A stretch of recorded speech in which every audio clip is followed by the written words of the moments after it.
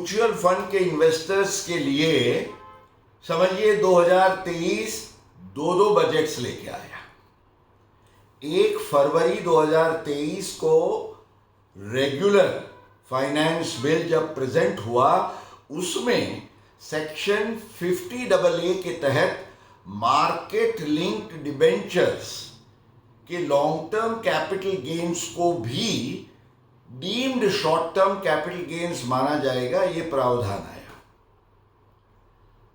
उस समय किसी को ये ख्याल नहीं था कि एफएम का डंडा शायद अब म्यूचुअल फंड के फंडा को भी लगेगा, क्योंकि 24 मार्च 2023 को जब निर्मला जी ने अपने फिनेंस बिल को पास करने के लिए कुछ अमेंडमेंट्स के साथ रखा, तब उसमें ये बड़ा धड़ाका हुआ कि अब सेक्शन 50AA के दायरे में डेट फंड्स को भी कवर कर लिया जाएगा। इसका मतलब ये कि आपके डेट फंड में से आपको अगर लॉन्ग टर्म गेन माना 3 साल के बाद आपने होल्ड करके वो गेन कमाया हो, जो आम तौर से 20.8% से शुरू होके depending on your tax slab tax होता है, तो उस पर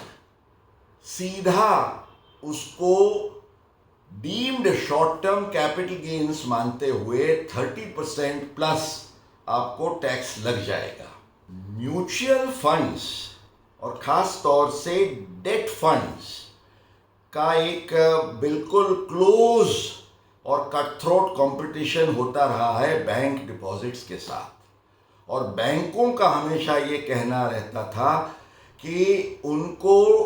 ये डेट फंड का जो टैक्स आर्बिट्राज है वो उनको हमेशा एक थ्रेट समा बना रहता था, क्योंकि बैंक डिपॉजिट उसको इनकम फ्रॉम अदर सोर्सेज माना जाता है, और समझिए 15 लाख के ऊपर की आपकी इनकम है तो सीधा 31.2% आपका टैक्स बन जाता है। अब यही रिटर्न मान लीजिए 8% रिटर्न के साथ 3 साल की एक डिपॉजिट है, 10 लाख की जो आपने लगाई, 12,60,000 3 साल के बाद होंगे, और ये 2,60,000 पर एट 31.2% आपका टैक्स बन जाएगा 81,120। यही इन्वेस्टमेंट अगर आपने अब तक डेट फंड में किया होता था, तो डेट फंड में 3 साल में समझिए 2019-20 और 2022-23 के इंडेक्सेशन को हम लक्ष्य में रखें 289 एंड 331, तो उसको ख्याल में रखते हुए आपके जो 10 लाख और 12,60,000 का ग्रोथ है, पर ये 10 लाख का इंडेक्स्ड आपका कॉस्ट ऑफ एक्विजिशन हो जाता है 11,45,000। इसका मतलब ये है कि 12,60,000 में से 11,45,000 की इंडेक्स कॉस्ट को निकालते हुए आपका जो टैक्सेबल अमाउंट है वो केवल रहता है 1,15,000, और उस पर भी 20.8% के टैक्स के हिसाब से आपको टैक्स भरना होता है केवल 23,920, जो इफेक्टिवली अगर आप 2,60,000 का गेन गिने तो उस पर ये 23,920 है, that actually works out to an average tax rate of only 9.2%। तो वही इन्वेस्टमेंट आपको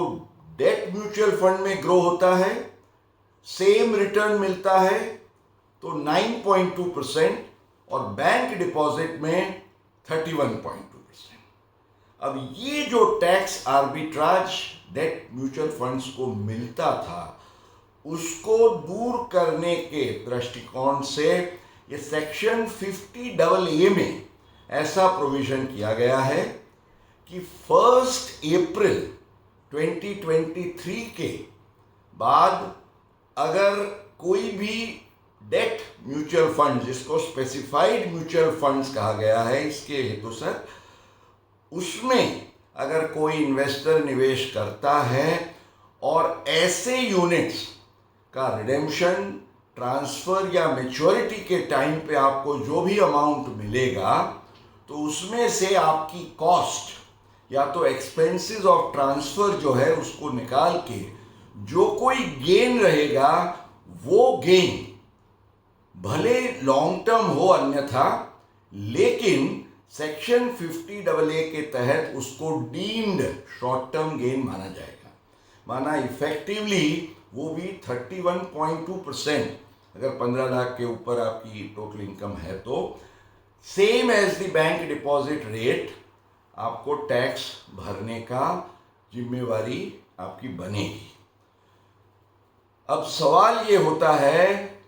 कि what about the investments made up to 31 March 2023। Fortunately ये जो इन्होंने प्रावधान किया है उसमें ये क्लैरिफाई किया गया है कि 1 अप्रैल 2023 के बाद एक्वायर किए गए। इसका मतलब ये है कि जो 24 मार्च को ये संशोधन आया और 31 मार्च तक भी अगर कोई निवेश किया गया है तो उसको जो पुराने प्रावधान हैं उसका पूरा फायदा मिलेगा। शायद इसी कारण ये मार्च के कुछ पिछले दिनों में काफ़ी हलचल मची है इन्वेस्टर्स और म्यूचुअल फंड्स के द्वारा कि चलिए ये 31.2 की जगह 9.2 की अगर टैक्स प्लानिंग की छत्रछाया का फायदा मिल सकता है तो क्यों न ले लें। और 1 अप्रैल के बाद होगा क्या? 1 अप्रैल के बाद जो सेक्शन 50AA के तहत जो भी नया निवेश किया जाएगा उसमें अब म्यूचुअल फंड्स के समझिए 3 विविध प्रकार हो जाएंगे। एक तो जैसे हम जानते हैं इक्विटी म्यूचुअल फंड्स, जहां 65% से ज़्यादा इक्विटी में निवेश किया जाता है, तो उस पर 111A और 112A शॉर्ट टर्म में 15% और लॉन्ग टर्म में 10% के टैक्स रेट्स जो हैं वो एप्लीकेबल रहेंगे। शॉर्ट टर्म लॉन्ग टर्म के लिए होल्डिंग पीरियड जो होगा वो 1 साल का, उसमें इक्विटी म्यूचुअल फंड्स के टैक्सेशन में कोई चेंज नहीं है। जो डेट फंड्स हुआ करते थे उसमें अब 2 ब्रॉड कैटेगरीज हो जाएगी। एक होगी by virtue of section 50AA specified mutual fund, माना ऐसे कोई भी फंड जहां इक्विटी का कंपोनेंट 35% से कम है। माना अगर 65% से ज़्यादा डेट का आपका एलिमेंट है तो वो फंड को सेक्शन 50AA के तहत उसको deemed short term capital gains माना जाएगा। और एक कैटेगरी जो रहेगी और उसमें अब म्यूचुअल फंड्स क्या लाते हैं वो हमें देखना होगा, और इन्वेस्टर्स भी अगर वो खुश है कि हमें 35% से ज़्यादा, भले 65% तक का हम न लें, इक्विटी फंड न बने, पर 35% से थोड़ा ज़्यादा करके स्पेसिफाइड फंड से हम बच के रहें, तो ये इन बिटवीन की कैटेगरी में जो हमारे अभी के प्रावधान हैं उसके अनुसार आपको 3 साल का होल्डिंग पीरियड और इंडेक्सेशन का फायदा मिलेगा। लेकिन प्योर डेट फंड की बात करें दोस्तों तो हमें ये ख्याल रखना होगा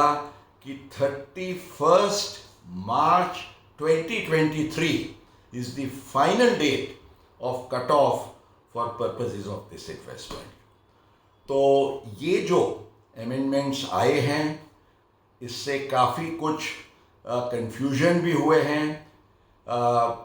दौड़ा दौड़ी भागा भागी भी चली है। इस माहौल में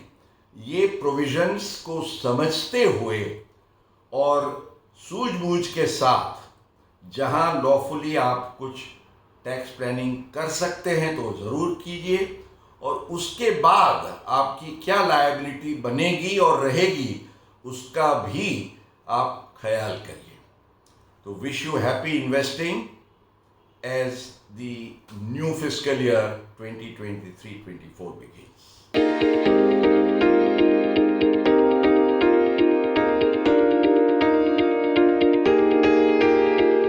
Please subscribe and don't forget to press the bell icon to get notified whenever we upload a new video.